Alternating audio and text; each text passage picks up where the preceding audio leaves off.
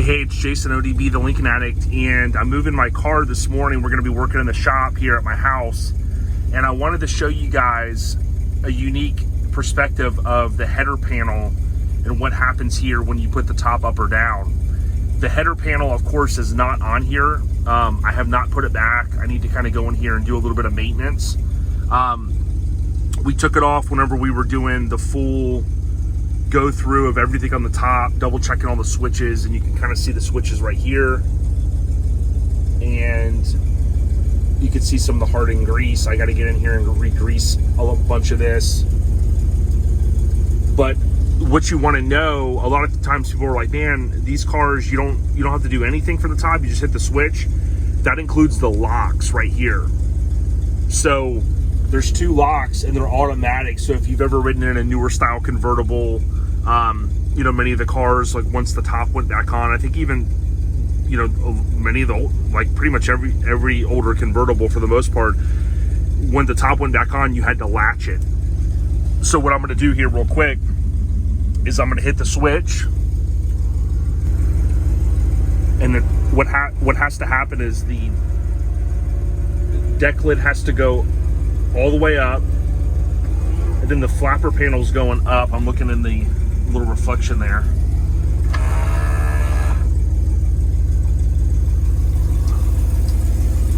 And then that happens, okay?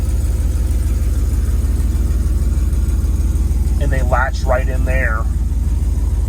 This is the part you never see because there's a cover that matches the same color, right? So it kind of comes over here. I think they're all black. And it covers that, and they're not too hard to take off. They're screws. You have to actually put your hand up here with a little screwdriver and unscrew them. You can see right here where they come through. But what I wanted to do is show you. So I'm going to hit the switch.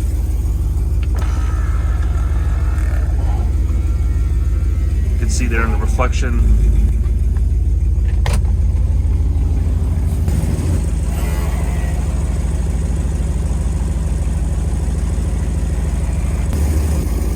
Show this one more time from here. Now, this steering column has been rebuilt in this car, so I'm not concerned with the issue I always talk about.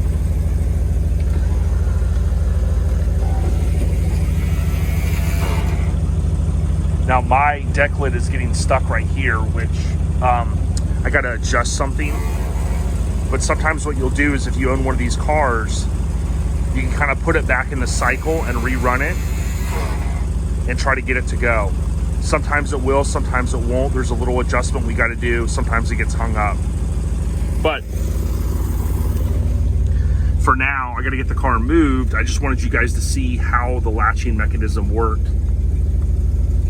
And it is important to do maintenance on this. Blair Farmer, when they go through and they do a full top tune-up, you know, they go through all of these different key pieces, and then, you know, there's part of the sequence is the locks and how all the switches work. And for now, I'll just put the top back down. I got a bunch of stuff kind of stored in the car since we're working in the shop.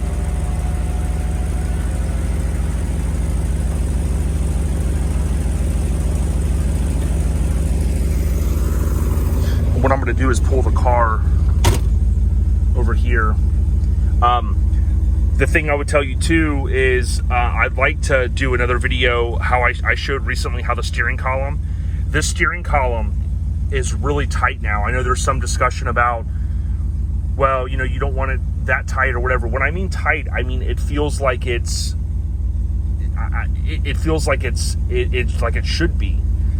You know, some people have said, hey, well, that little thing that came from the factory, that little black deal that's on the other side of where the shaft ends, that holds the shaft in the middle. I mean, certainly, by all means, when you rebuild, if and when you rebuild your column, you definitely use that. But when you use the coupler, it's hard to describe how nice this feels. And if I got in the red car, it's really, really, really loose. So, you know, you can definitely choose what's best for you. I just like to do kind of videos to highlight what we did and how well it worked. But whenever I shift this, it doesn't move at all from gear to gear. The other car, and again, you know, these Lincolns, they all do this.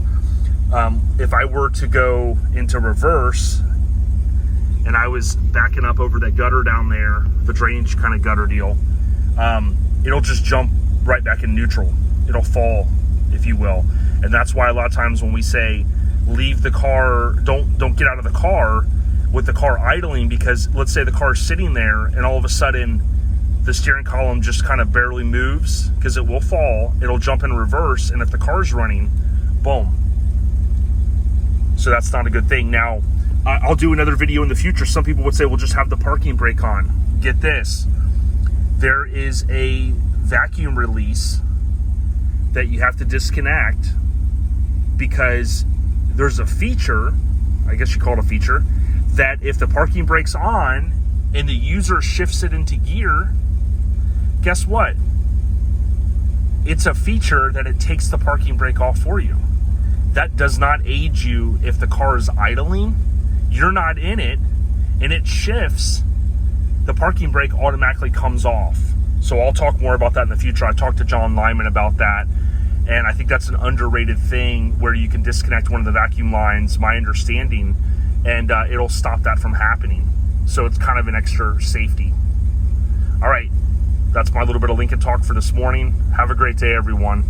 Thanks for all the support. ODB, the Lincoln Addict. This car needs to be washed. Look at that.